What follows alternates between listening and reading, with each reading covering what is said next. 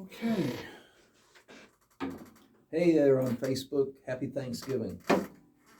We're here building a zoo in a can to open it up on Thanksgiving Day with you. Ready?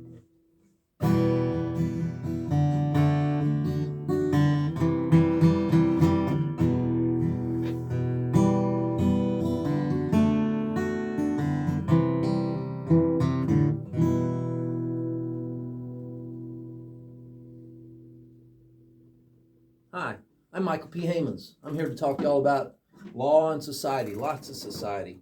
We're at WCCF News Radio. It's 1580 on your AM dial, 100.9 on the FM dial. We're out across the World Wide Web on an iHeart platform, WCCFAM.com. And we're at Facebook Live at Zane Scott Bickerstaff's page.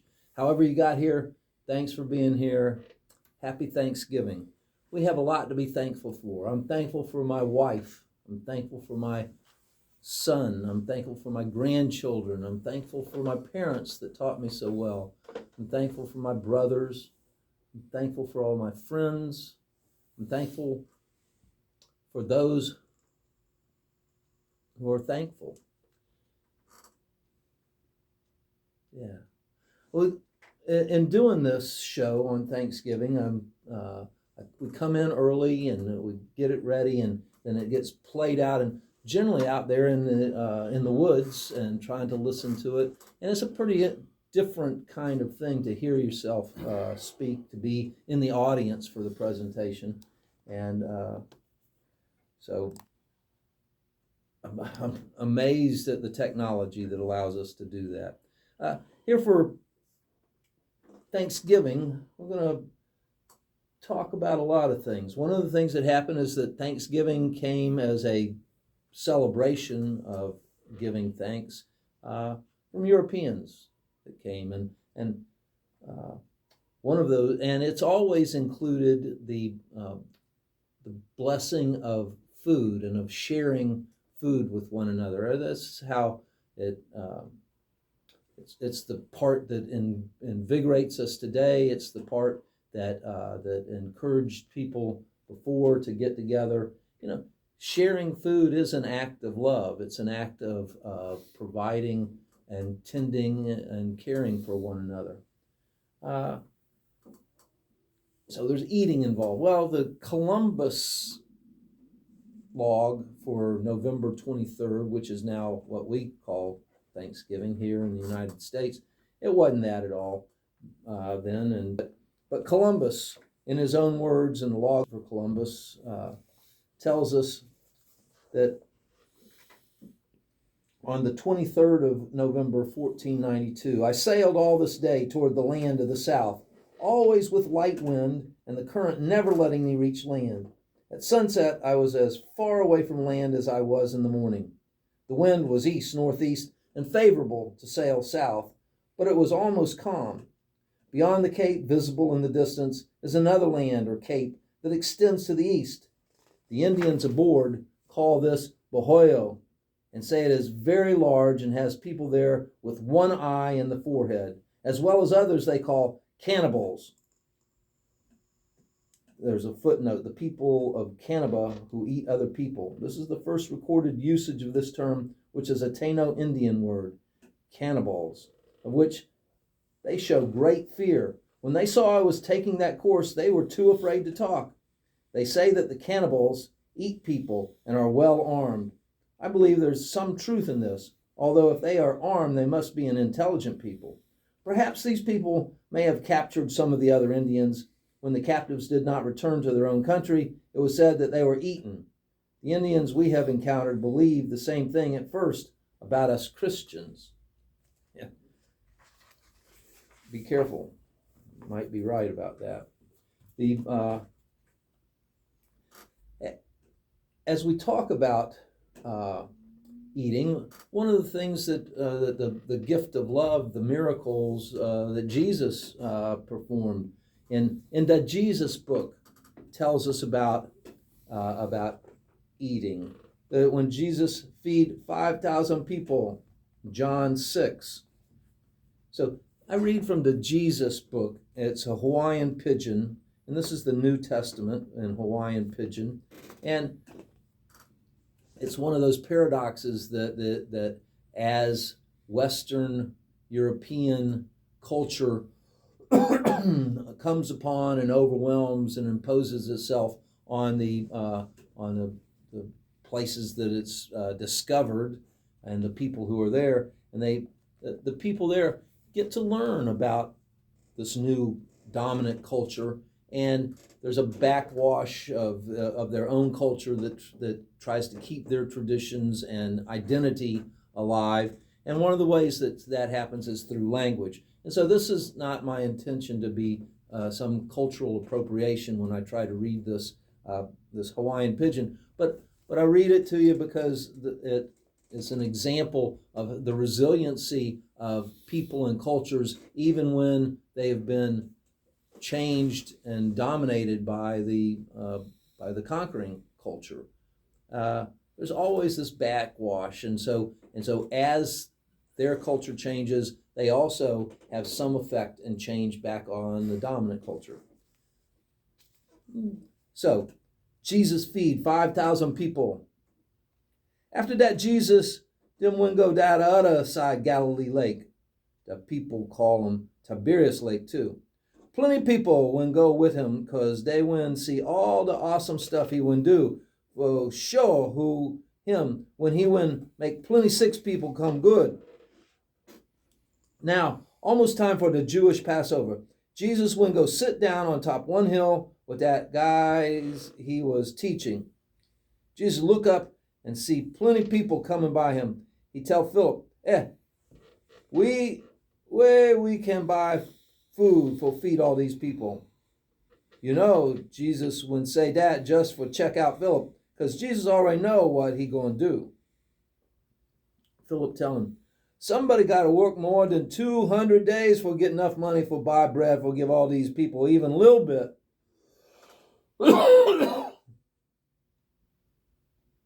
Andrew, he's Simon Peter's brother. Andrew, one of the guys Jesus stay teaching. He tell Jesus, you know, get one boy here that get 5 small barley kind bread and 2 small fish. But how that gonna feed so plenty people? No can. Had plenty grass there. Jesus tell his guys, make the people sit down. So they sit them down. Had about 5,000 guys there. Then Jesus take the breads and tell God, mahalo, plenty. He give them to his guys, and they give them to the people that was sitting there. Same thing with the fish. And everybody eat how plenty they like. When everybody get enough to eat, Jesus tell his guys, go get all the leftovers. No good waste them. So they go get the leftovers and fill 12 big baskets with the bread that people never eat. After the people see this awesome thing, Jesus wouldn't go for a show who him. They say, for sure this is the guy who's going to come inside the world for talk for God. Jesus would know that the people going to come for grab him, for make him come king. So he wouldn't go away and go up on one hill where nobody stay. So Jesus had a gathering, and how are you going to feed all those people? And God provided. In another chapter, this is from 1 Corinthians, and what they call it is number 1 for the Corinth people, and this is 13. Love and aloha. Aloha doesn't mean just hello and goodbye. Aloha is a way of being. Aloha looks to encourage the things that one likes, that finds beneficial, and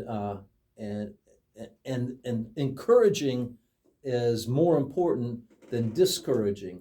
The positive aspect of encouraging those things rather than condemning the things that you don't like.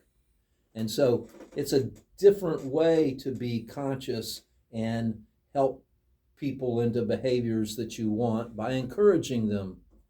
So aloha, love and aloha. If I wouldn't talk all the different kind of languages, the people kind of language, and even the angel kind languages, but I know more love and aloha. What then? I only talk in rubbish kind, like one junk kind bell or one clang a cymbal. And if I was one talker for God, and I would know all kind secret stuffs and all the kind stuffs that the smart guys know, and if I wouldn't trust God all the way so I can even make the mountains move, but I know mo love and aloha, what then? I worth nothing. That's what. If I wouldn't sell all my stuffs and use the money for good food for the poor people and even sacrifice my body in the fire, but I know more love and aloha, what then? Whoa, waste of time. Love and aloha. Love and aloha. No matter what the deeds are that you're doing, it's not just the act itself, it's the intention with a love and aloha. Let's do that for one another. Let's at this Christmas time. Christmas time, at this Thanksgiving time. So Frank Deskin, we're going to be and are on Thanksgiving out at Horse Creek, some property that Frank Deskin has owned for decades, and the tribal group that was put their families together and invited friends to come. They were camping up the river and gathering in other places and lost the place where that was. It wasn't going to be available anymore. And Frank had just bought this property and so invited the tribe to come for Thanksgiving there. And over the years, it's become, we lovingly call it Franksgiving now. And generally about 100 people in the woods camping for a few days. Around the dinner circle, we hold hands and count off so we know how many are there, sort of keep a little chronicle of how that works. And we've been up over 100 many times. Don't know so much about 2023, but a lot of loving people. Good day to all and happy Thanksgiving. Here's my annual local Thanksgiving column. This is Frank. Did you know a turkey, although common if you could get one, was not necessarily the centerpiece of early Thanksgiving celebrations in the area? Prayers of thanks and other ceremonies have been around for ages, but Thanksgiving as we know it likely had its origins in traditions dating from the English Reformation during the reign of Henry VIII, that's 1509 to 1547. Days of Thanksgiving were also called following the English victory over the Spanish Armada in 1588. In addition, it's possible the Pilgrims were influenced by annual Thanksgiving services held in Leiden, Holland, where they were staying in the early 1600s, celebrating the city's relief from a Spanish siege in 1574. In the United States, Thanksgiving is most often traced to a 1621 feast in Plymouth, Massachusetts, following a productive harvest. However, some strenuously maintain the earliest Thanksgiving service in what is now the United States occurred almost 60 years earlier on September 8, 1565, at Florida's St. Augustine. Although as president, George Washington proclaimed the first nationwide Thanksgiving celebration on November 26, 1789, the actual celebratory date still varied from state to state until 1863, when Abraham Lincoln proclaimed Thanksgiving to be the last Thursday of November. On December 26, 1941, President Franklin Roosevelt signed a joint resolution of Congress moving Thanksgiving from the last to the fourth Thursday in November. Closer to home, Joyce Hyndman, former Punta Gorda mayor and the country's first volunteer draftee of World War II, was born in Alabama and came to Charlotte County permanently around 1929 when he was 10 years old to work in his Uncle A.C. Frizzell's Murdoch store. His remembrances of an early Thanksgiving included hunting on his uncle's ranch in open woods, about where the county administration building now stands, to harvest a turkey and numerous quail. Beatrice Cotton's family moved to the Cleveland community just northeast of Punta Gorda from Miami, bringing along 2 pet ducks. Her uncle was Del Cleveland, who had settled in a town named not for his family, but a former president. He worked for George Brown's Cleveland Marine Steamways as an engine mechanic. Beatrice Cotton's favorite Thanksgiving recollection concerned the ducks, apparently no longer pets, and how one fell from the roasting pan, but was quickly picked off the floor before serving. Frank says his family has a similar story concerning floor stew. Punta Gorda's Esther McCullough, Jordan, school teacher, dental assistant, and Chamber of Commerce secretary, had fond memories of a particular Thanksgiving, likely in the early 1920s, in an orange grove off US 17 across from the Tower filling station. Esther McCullough is who the song "School Marms on the Bay" is basically about her story. So Esther says, Frank says, until Hurricane Charlie, the tower that Esther was talking about was located at the corner of Riverside Drive and US 17, just before the highway crosses Shell Creek. On the menu were wild turkey and 10-pound bass caught in a nearby lake. In Charlotte Harbor, the Riggs family on Laurel Street also enjoyed wild turkey and quail, harvested a day earlier, along with collard greens. Lois Peoples, Cole, recalling her first Thanksgiving around 1910, could remember only collard greens. I suspect her fisherman dad also had oysters and other seafood items on the menu. The family lived just northeast of Gasparilla Island on Coal Island, now part of the Boca Grande Causeway. In Englewood, L.A. Ainger, former Charlotte County School Board member, whose family homesteaded on a creek which would bear their name in the general area of Holiday Mobile Estates on State Road 776, recalled his dad harvesting a turkey just up the creek for their 1925 Thanksgiving when he was a youngster. In El Jabin, the Simons, Donna, and her circus performer husband, Suicide, enjoyed turkey, duck, oysters, and mullet with friends during a Depression-era Thanksgiving feast. As one can see, it wasn't difficult to put together a good feed in early Charlotte County. Finally, Jarvis Howard and his brother Frederick first came to the Charlotte Harbor community in 1873. They returned in early January 1874 with their families and homesteaded across the river on a bluff near today's Salona area. Interestingly, Jarvis' detailed 1875 journal makes no mention of Thanksgiving. Some may not have celebrated Thanksgiving so much, huh? We celebrate Thanksgiving, and you think about the food that goes with it and the turkey generally that gets eaten. Oh, I was listening on NPR and about turkeys, although the turkey is primarily a North American bird from this continent along the eastern seaboard, but it stretched its all the way down into Florida and into Mexico, even out across. But as it got into Mexico, the colors of the bird, instead of being brown and russet all over, was lighter up top and ultimately into a white tip on the wings.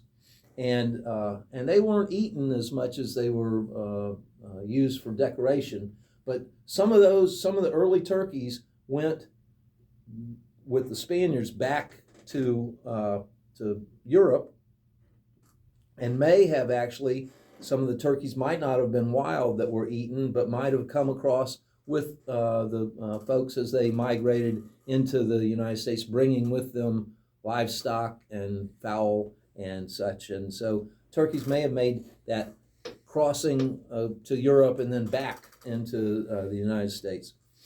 In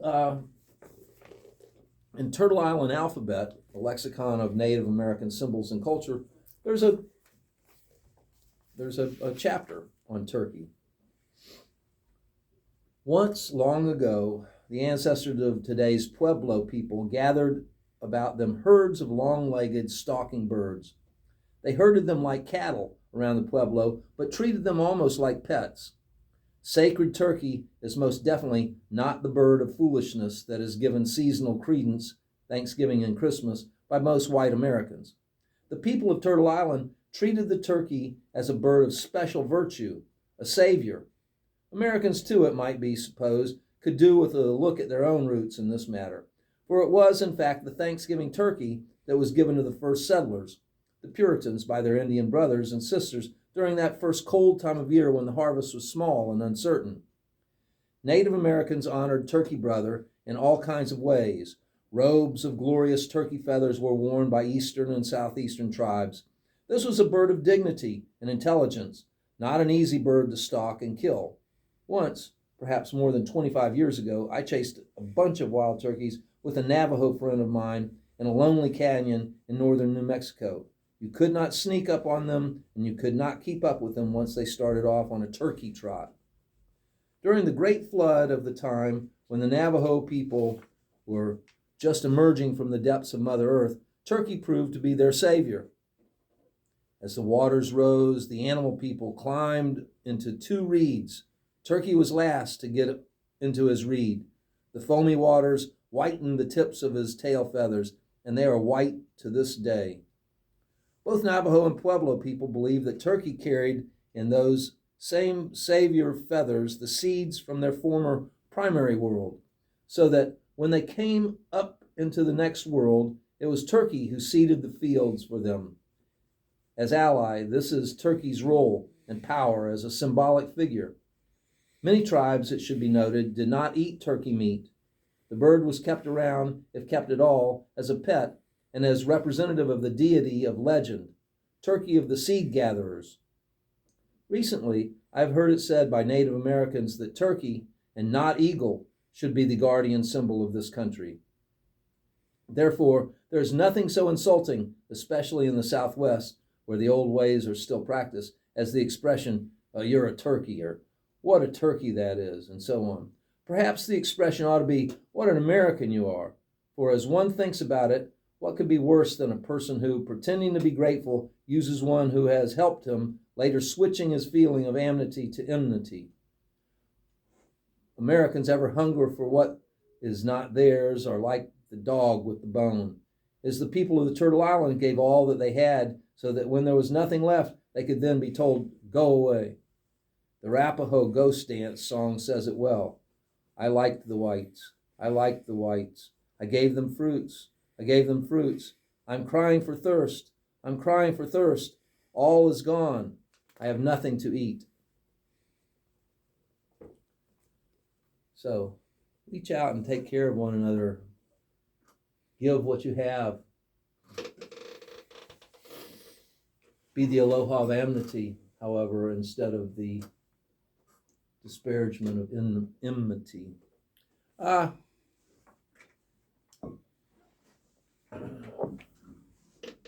got to play this song, Groceries, and I'd like to, at the farm up in Brooksville, we had a harvest for the farm, and played a couple of sets. Chakula was there, Karen Cohen was there, Peg and M. Williams were there. My Uncle Elton did one of the verses in this song about mullet. So, if you please, sup with me. We've got plenty. Have a seat round the table, eating groceries. Pass the butter. Yes, ma'am. I'll have tea. Mama baked biscuits, cooked a fresh mess of greens, big old pot of rice for gravy. Pass the black-eyed peas, if you please.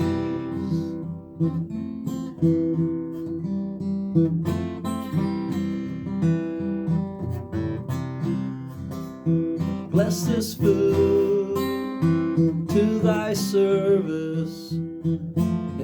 pass the gravy, and I'll have some more salt.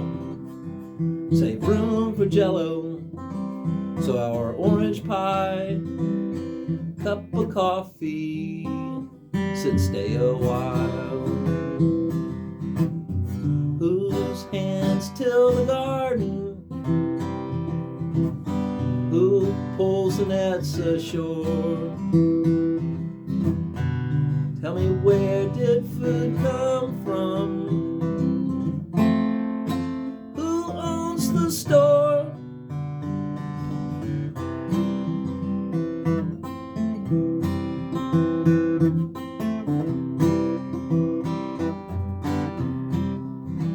Well, B&B became you save, A&P, IGA, Olympia Supermart, post Second World War, while Butcher in Punta Gorda sold round round, killed the day before. A mullet on ice, boy cleans them in the back, wrap them in paper, take them home in the sack.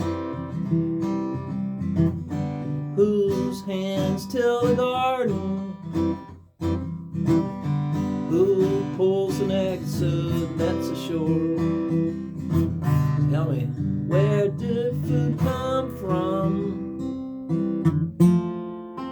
Who owns the store?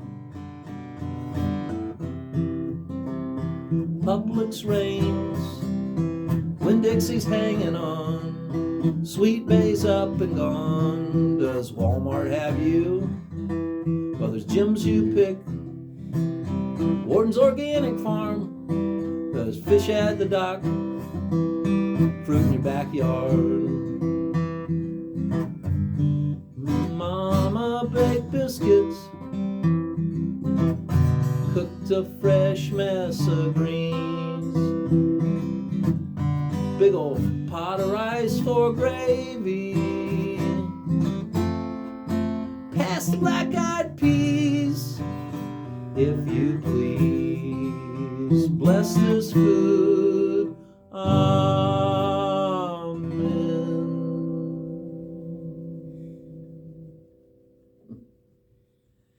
Yeah, amen. The food is important to us all. It's right there in those hierarchy of needs: food, clothing, and shelter. This next song, Johnny Cole and I wrote it, and we wrote it for the Love of Kids organization. There was I think the first time we played it was at a Taste of Punta Gorda that John had put together. He was active entrepreneur and promoter, and so the very first one that he put on, the Taste of Punta Gorda, got all these restaurants in and doing this. The 10% of the proceeds went for the Love of Kids, and presented a check for it and to them. And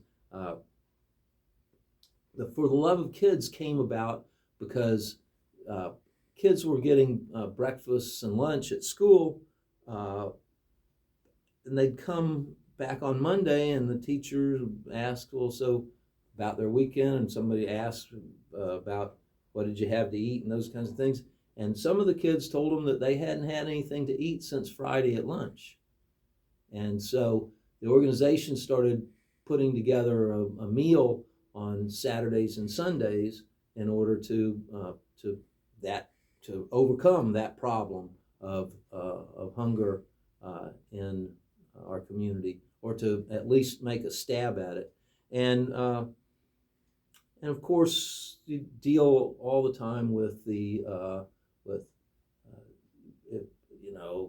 see the messages in the parks and such, don't feed the animals, well, because it encourages them to come around, and they use that as an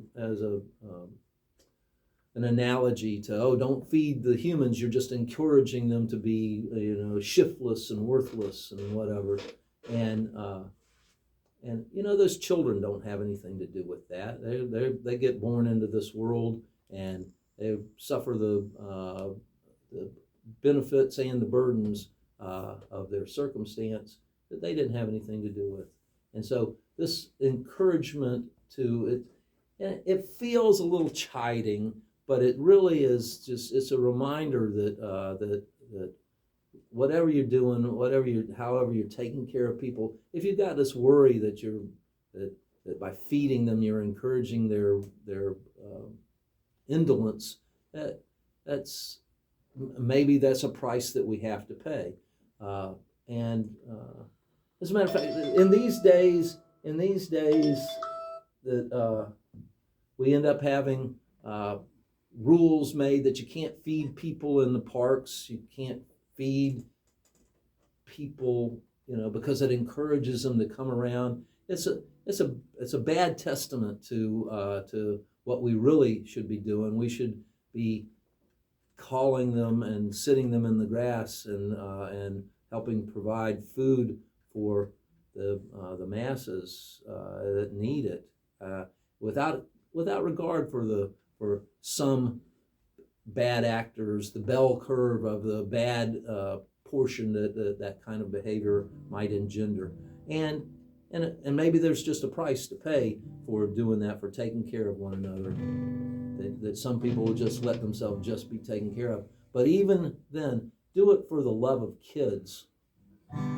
Did you have a good breakfast? Do you want to do lunch? When the supper bell rings, are you sure you'll have enough? And can you remember last meal you missed? Have you seen the hungry look in the eyes of a child who did? For the love of kids, for the love of kids, feed them all, for the love of kids. Do you dress in the latest styles, designer or tailor-mades? With your walk-in closet full, do you still find nothing to wear? Well, a coat of many colors is soiled when it's all one has, with the shoes of another kid and holes in your underwear. For the love of kids, for the love of kids, clothe them all, for the love of kids. Laid back in your spacious home, feet up on a stool, yeah man. Are you thinking about a fine addition or a waterfront move? Well, picture a child, confused and afraid, not knowing whose house she's in or how long can they stay. For the love of kids, for the love of kids, shelter them all, for the love of kids. Make sure your kids get all of the breaks. Attend the very best of schools, no matter how long they take. But some children can't read, some they can't count. Without our help, they're bound to be left out. The love of kids, for the love of kids, teach them all, for the love of kids. Make this song come from the heart, which is where to look to find a way to do your part. Opportunity is each child's fair chance. Not live the dream for tomorrow, not live hand to mouth. So let's give them that chance. For the love of kids, for the love of kids, do it all for the love of kids. Yeah, let's do it all for the love of kids. Get off your judgmental. I'm chiding again. I won't do that. Hey, we care about history. Why? Well, we care about our whose shoulders are we standing on? There's something to do with being humble and grateful for those who went before, and for the lessons that they learned and passed to us, so that we don't have to start from scratch and learn them again. We know that we are proud of traditions that we have because it gives embodiment and meaning to our lives. We're also embarrassed by some of our history because of how we mistreated one another, how we took, because of greed, not just need, but greed. And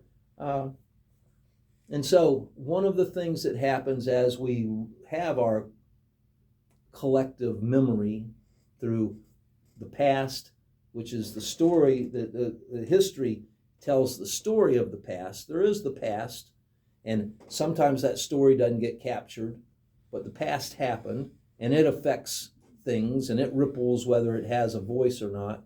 But history is the telling of the story of the past that is remembered and captured in ways that are more tangible. And one of the things that we have is we have the ability to wrap our imaginations around things that are tangible. And so we save relics of the past in order to wrap our imaginations around them, in order to fulfill all of the other parts of what this recollection and remembrance and celebration of the past and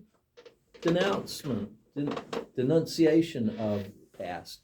You know, Tacitus, that word tacit, there was a historian in the Roman times, and he was in the provinces, and he was very concerned about behaviors that he found, but he kept his mouth shut for the short amount of time so that he would survive and his writings would survive, in order that history the good be praised and the bad be damned.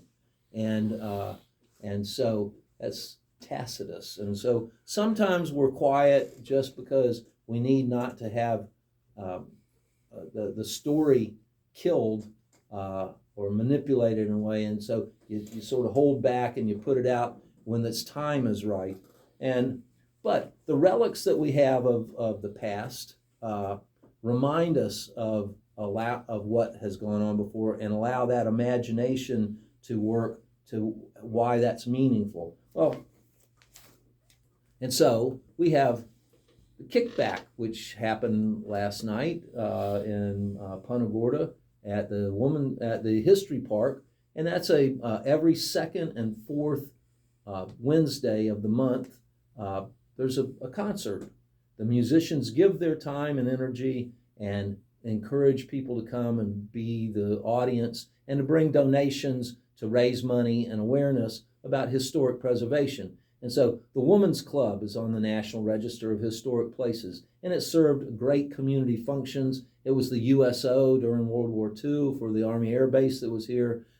It served as a community theater location. We've done many plays there. We've done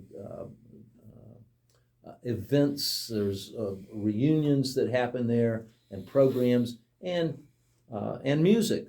There's a music venue also. Well, that building costs a lot of money to maintain and upkeep and repair from hurricane damage. Also, the train station the old train station. It's got great use right now, but it takes a lot of money and energy to keep that going. And then all of the buildings at the History Park, they're on Shreve Street. 4 of them, the community that couldn't save them in place found ways to, and the city provided a long-term nominal lease to allow those buildings to be moved there. And all of that is maintained by this organization in Punta Gorda for historic preservation of Punta Gorda's old buildings. Well, one of the old buildings that's not under that umbrella is the Freeman House, which is right there on the corner as you're coming into Punta Gorda on US 41, crossing the bridge, coming south from Charlotte Harbor. And it's that first building on the right there. Well, that wasn't always there. That got moved there.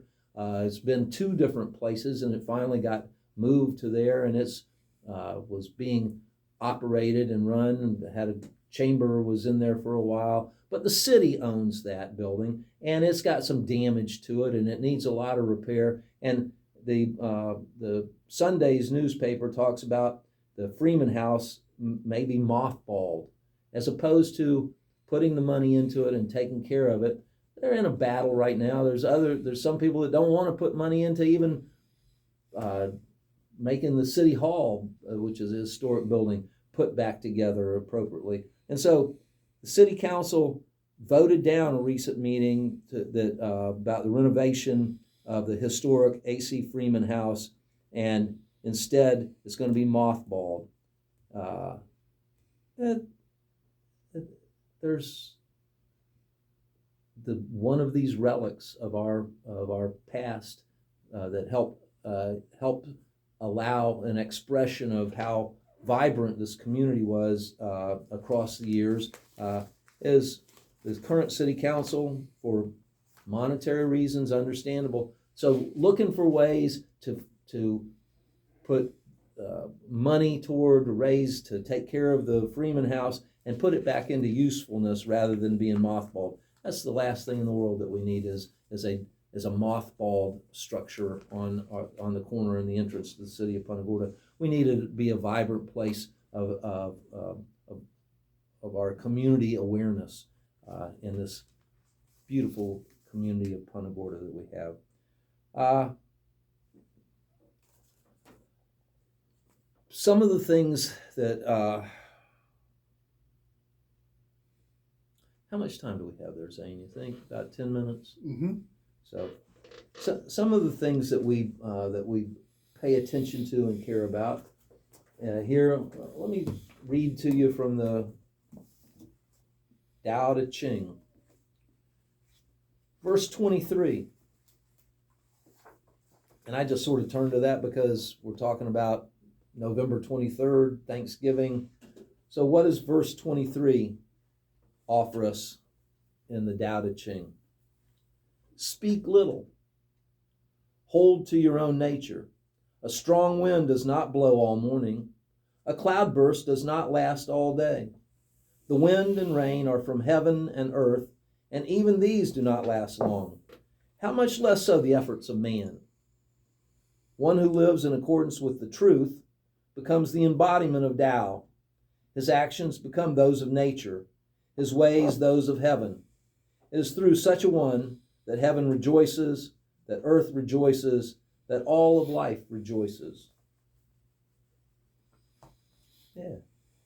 And then for the fun of it, because from Irene Butler's library, the Tao of Meow, number 23. Now the author says that it's not really hooked to the Tao Te Ching, but I think that they protested a little too much about that. 23. How much truth can a cliche convey? Cliches are dull, worn out, overused. Truth is full of light and vigor. It sparkles. Take the truth and twist it, you get a cliche. It hides the truth behind conundrums, paradoxes, and puzzles. But then, when you untwist it again, the truth falls out all over you. This is the virtue of a twisted mind. For this reason, the wise cat develops a twisted mind, a mind that can endure the contortions of logic and rhetoric and still grasp the simple, whole truth within the cliches and contradictions. Of those who think themselves wise, the wise cat claims to know little. Therefore, he knows much. The wise cat does not strut on railings. Therefore, he never falls off. The wise cat does not brag. Therefore, he is thought to be perfect. The wise cat does not praise his own acts. He knows this is the duty of humans. When you have a twisted mind, you never have to worry about people misunderstanding you. It goes without saying. You will never be accused of being dull because you will always be coming up with a new twist. If this doesn't make sense, don't blame me. It's just your own twisted mind that's confusing you. I know exactly what I'm saying. It's up to you to untwist your own preconceptions if you hope to understand these brilliant truths. Meow. Hey, I couldn't do this show without folks like Parks Reese. Parks, happy Thanksgiving. Parks and Robin out there in Livingston, Montana. They're friends and cohorts. Parks is a fabulous artist. He's a sponsor of this show. Go take a look at his work, ParksReece. You can find him all over the internet, online, Facebook. And there's time to order some of his artwork to have it here or to your loved ones for Christmas. So don't forget to shop with Parks Reese at the Parks Reese Gallery.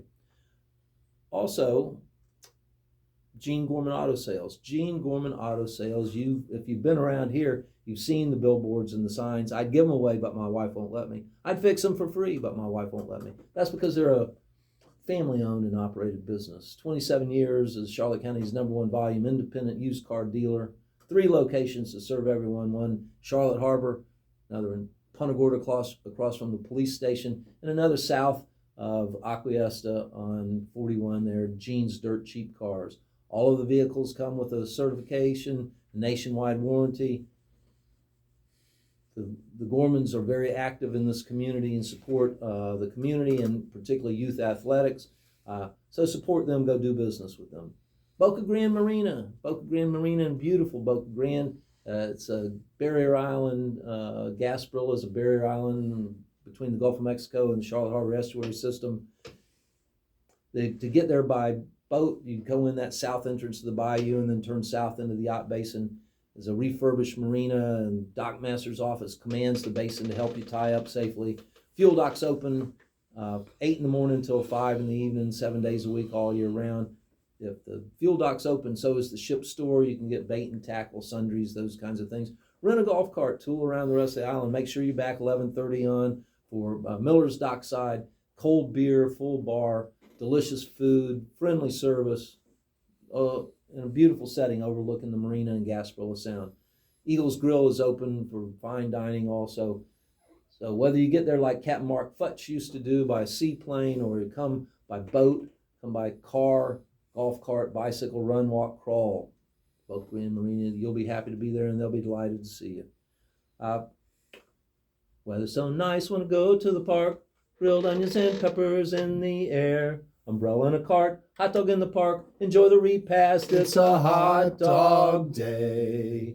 Yeah, it's a hot dog day. They were on Wednesday at the Kickback at the History Park, where they make it every second and fourth Wednesday. They're also at Ponce de Leon Park every nice day, and on Sunday morning at the History Park Farmers Market, and then later on in the afternoon at Ponce Park, early afternoon. So every nice day. I think that she takes off on Tuesdays and Wednesdays there at Ponce, but you can always find if they're going to be out there and where by going on a Facebook page with Dawn Haymans, and she'll post about those kinds of things. I have to tell you that I'm looking forward to the music. Let me tell you about some music that's coming up. Grant Malloy Smith is going to be in concert Tuesday, December 19th. Go ahead and put that on your calendar. Tuesday, December 19th, Grant Malloy Smith. He's toured the U.S. and Europe, performed at the Lincoln Center, and he's now coming to Punta Gorda. Tickets are $20. It's going to be at the Women's Club on 118 Sullivan Street. It's going to be 7 till 9 in the evening on that date, on Tuesday, December 19th.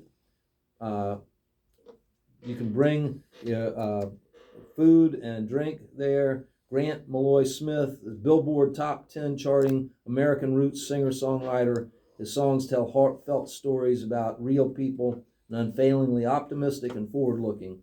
His last album, Dust Bowl, spent 17 weeks on Billboard's Americana Folk Album Sales chart, including 11 weeks in the top 10. Known for supporting women and our elders, Grant's also a huge advocate for our veterans. So go put that on your calendar. Plan to go. Grant Malloy Smith in concert Tuesday, December 19th. We've got 2 minutes. Let's listen to River Billy, because that's where we're on Horse Creek. And so that's number 13 from More Than It Seems, Steve Blackwell. River Billy's done rocking the night on his East River shore. Mangroves and campfire, ain't no swinging doors. Folks from town, We can finish this song. We can finish the whole thing. Yeah, okay. Rising tide by the riverside, happy shadows in the light. Smokers full of mullet now, the old crab pot is full. Everybody's feeling right, you can feel that full moon skull. Tables full of cooking oysters, steaming on the grill. We're all so damn good looking, and we'll all just have our fill. We're gonna party tonight, dance around the campfire till the early light. River Billy's done rocking the night on his East River shore. Mangroves, a campfire, Ain't no swinging door.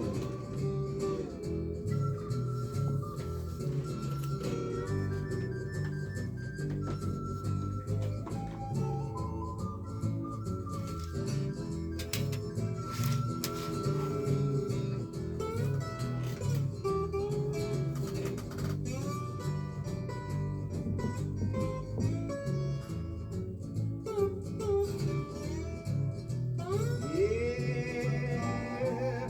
We're gonna party tonight, dance around the campfire till the early light. Fiddles, guitars, banjos, now they're singing round the flame. Talking laughter from old friends, oh boy, they're glad they came. River Billy's done rocking tonight on his Peace River shore, mangroves, rose a campfire, ain't no swinging doors.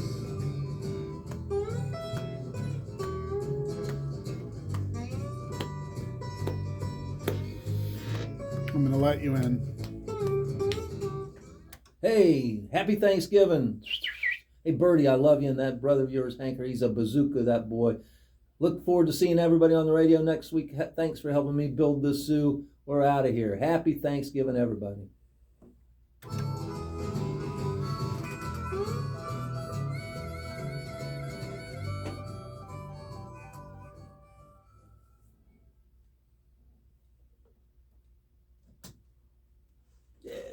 Yeah, that is a wrap.